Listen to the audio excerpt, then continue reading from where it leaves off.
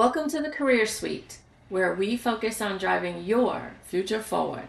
I'm Helen G. Sneed, CEO, wife, mother, and philanthropist. So join me for career conversations inside the suite.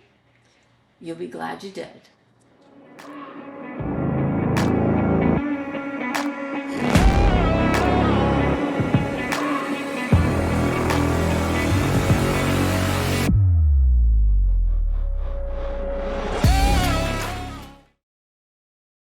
Ready to drive your future forward? Then you're in the right place. Let's step inside the Career Suite, where career conversations begin with you.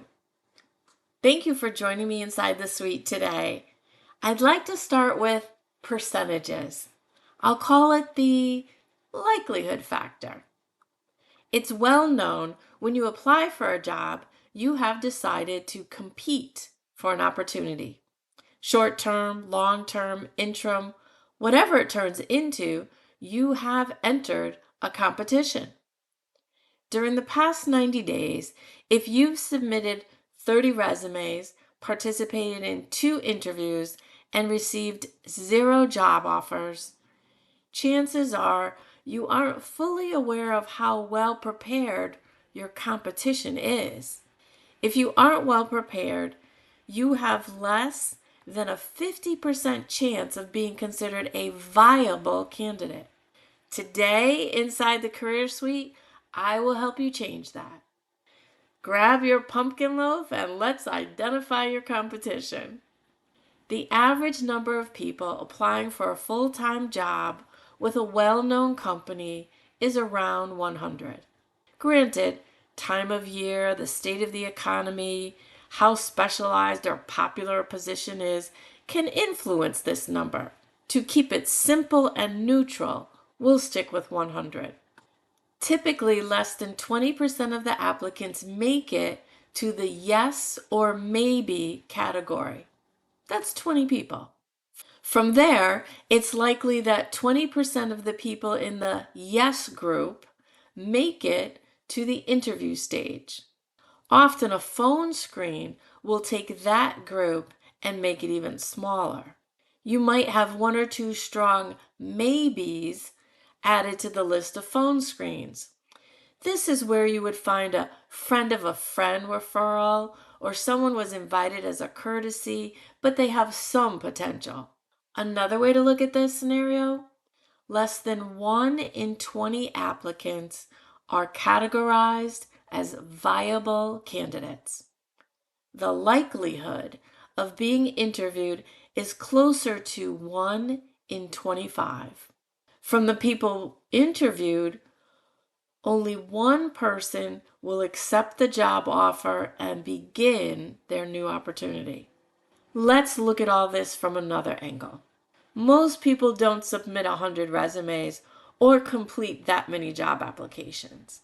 If you submit 10 resumes monthly for 3 months, that's 30. It's safe to say you have a 10% chance of being considered for an interview. You have a 90% chance of not making it to the interview stage unless you're well prepared. Most people I talk with use the same resume, same cover letter, and change the date. I often hear them say, I've applied all over and I haven't heard back from anyone. It's so frustrating. When people apply all over, they aren't increasing their chances of being interviewed, especially if they recycle the same resume. What recycle means in the suite is updating the resume used to get your current position and adding a few new bullet points. Consider this. Applying all over for a job is like arbitrarily buying 30 scratch-off lottery tickets, one at a time. Each ticket for a different game and from various locations in different states. It's too random. Believe it or not, with some planning skill and strategy, you can increase your chances of being interviewed. You can accomplish it through a targeted approach. Which brings me to Today's question in the suite: how can you improve your chances of being invited to the interview?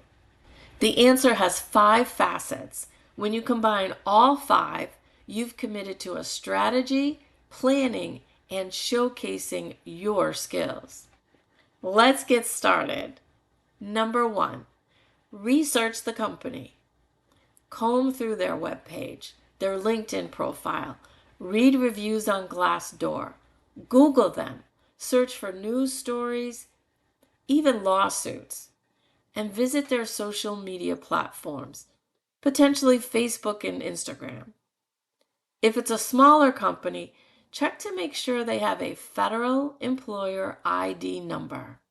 It's a required ID number to process payroll, and most banks require it to open a business account. If you know someone who works at the company, especially if you think you might report to them, view their online persona. You want to see how they communicate with other people. Learn about the company's mission, their values, their benefits. This will help you understand what the company stands for, what's important to them, and do they have policies and programs in place to drive your future forward? Are they living their marketing message? Are their actions congruent? Number 2, make connections in your industry. Networking can help you learn about job openings and obtain referrals.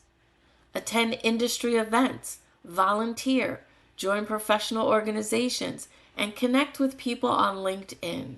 Connect with difference makers outside of your industry.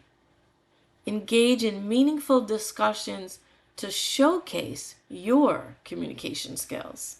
Number 3, customize your resume and cover letter. Tailor your resume and cover letter to the opportunity and the organization. What can you do for the organization? How will you get it done? And what have you done in the past that helps the new company solve its problems? Can I find that information out from your cover letter? Quantify your accomplishments.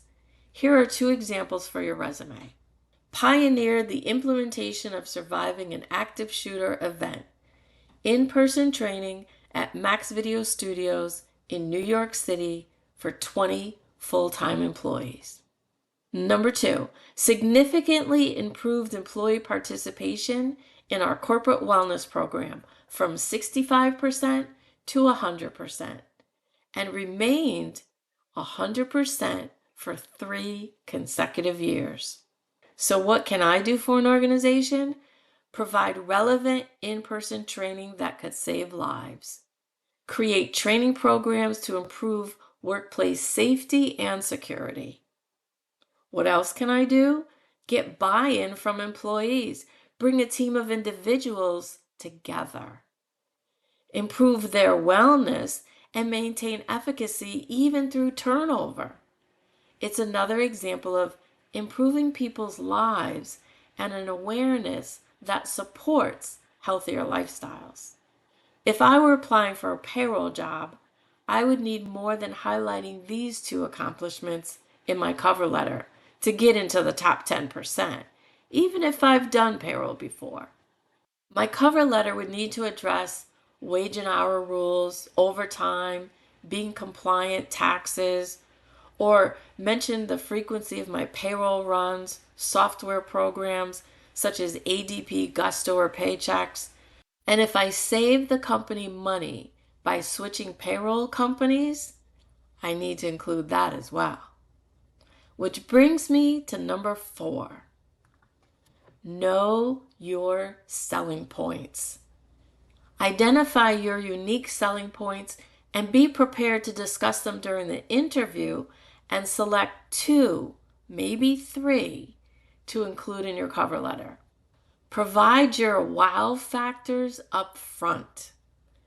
Please don't regurgitate your resume or send a paragraph explaining where you found the job posting. The HR director knows you found the job. You're applying. So use those first 3 sentences to wow them, not bore them. Number 5, be professional on social media. Episode number 5 dug into this. I'll share the abbreviated version today. Use your social media to present yourself in a way that any employer would want you to represent them at a dinner event, job fair, meeting with a new customer, or help close a $1 million deal. If you make it to the yes or maybe group, don't let your social media online persona punt you into the no group, no points, and get the official's call that says, your interview has been canceled. If you've submitted 30 resumes, received 2 interviews, and 0 job offers, then 1 or more of these 5 facets is working against you. And your competition is doing a better job at all 5.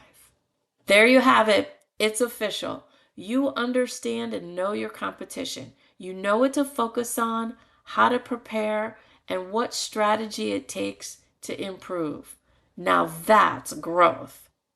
Inside episode number 7, we'll address how to improve your chances of moving from an interview to a job offer. I'm Helen G. Sneed. Join me again in the Career Suite, where I promise to save you a seat. If you need help with any of these 5 facets, email me and include your resume to CEO@thecareersuite.com. You'll be glad you did.